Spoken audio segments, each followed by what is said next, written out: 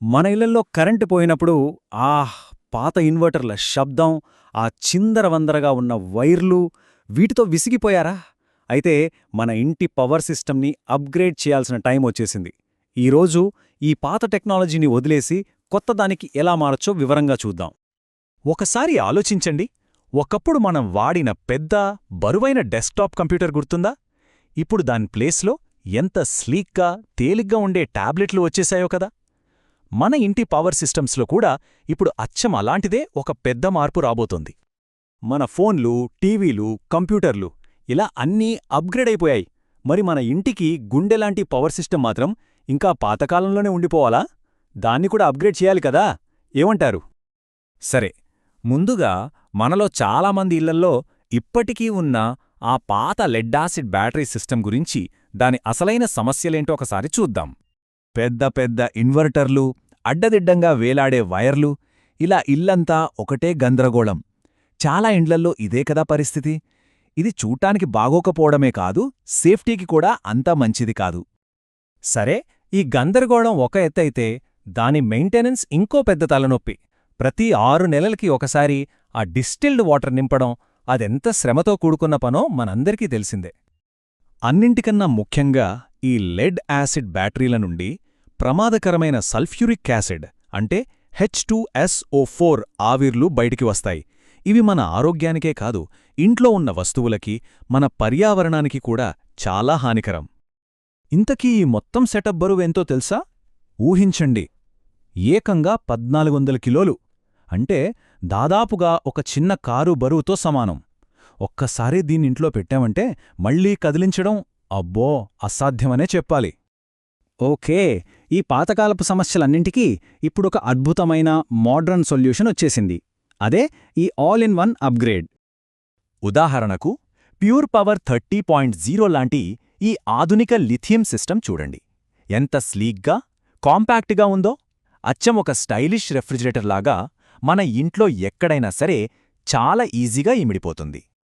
ఇక బరువు విషయానికొస్తే ఇది కేవలం 380 కిలోలు మాత్రమే.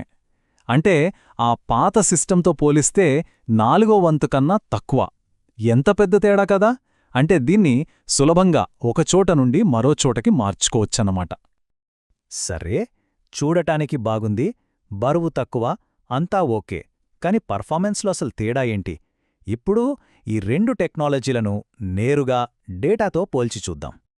ఈ టేబుల్ని ఒక్కసారి జాగ్రత్తగా చూద్దాం.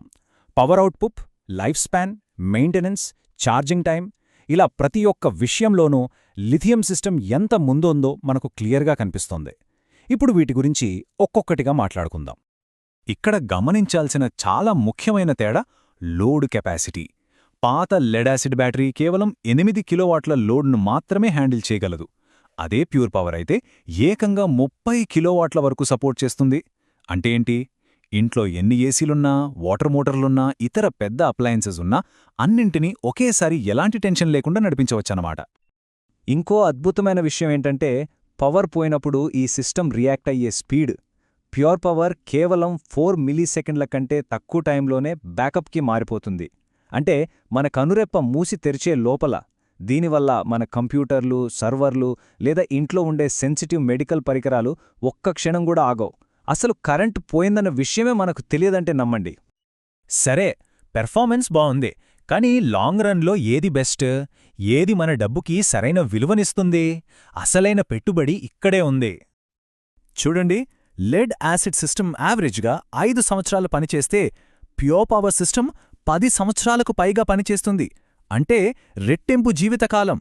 ఒక్కసారి పెట్టుబడి పెడితే చాలా కాలం పాటు నిశ్చింతగా ఉండొచ్చు.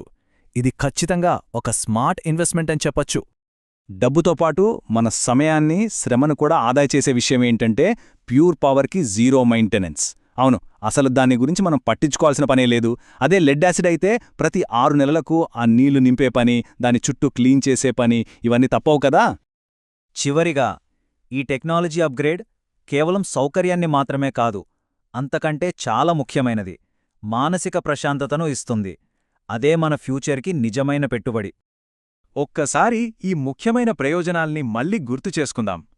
10 ఏళ్లకు పైగా లైఫ్, జీరో మెయింటెనెన్స్, ఇంట్లో విలువైన స్థలాన్ని ఆదా చేస్తుంది. హెవీ లోడ్స్ని కూడా వెంటనే రన్ చేస్తుంది, అన్నింటికన్నా ముఖ్యంగా మన ఇంట్లో సేఫ్ అండ్ క్లీన్గా ఉంటుంది.